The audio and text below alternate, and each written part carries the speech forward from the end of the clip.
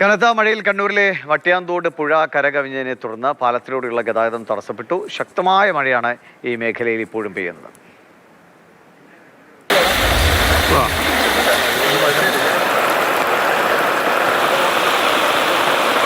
കണ്ണൂർ ജില്ലയിലെ മലയോര മേഖലയിൽ അതിശക്തമായ മഴ ഇപ്പോഴും തുടരുകയാണ്. ഏതാണ്ട് രാവിലെ മുതൽ തുടങ്ങിയ മഴയ്ക്ക് യാതൊരു ശമനവും ഈ സമയം വരെ ഉണ്ടായിട്ടുമില്ല.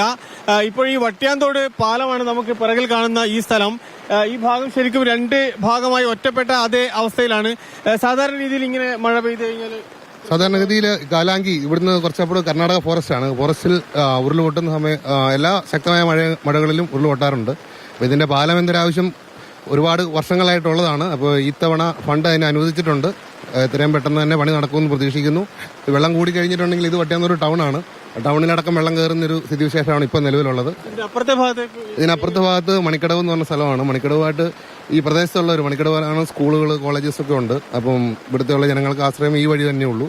ഇല്ലെങ്കിൽ ഇവിടുന്ന് 5 കിലോമീറ്റർ അപ്പുറം പോയിട്ട് വേറെ വഴി കൂടി മുച്ചാട് വഴി കൂടി പോകേണ്ടതുണ്ട്. ഈ ബസ് സർവീസ് ഒക്കെ ഇപ്പം നിലച്ചിട്ടാണുള്ളത്. ബസ് സർവീസ് ഈ വഴിയുള്ള എല്ലാ ബസ്സും ഇവിടം വരെ വട്ടിയാന്തോട് സ്റ്റോപ്പാക്കി ഇവിടുന്ന് തിരിച്ചു പോകും. ഇത് സ്കൂളിന് ഉച്ചയ്ക്ക് രാവിലെ മുതൽ അവധി പ്രഖ്യാപിച്ചുകൊണ്ട് സ്കൂളുകൾക്ക് പ്രത്യേകിച്ച് വിഷയങ്ങളില്ല.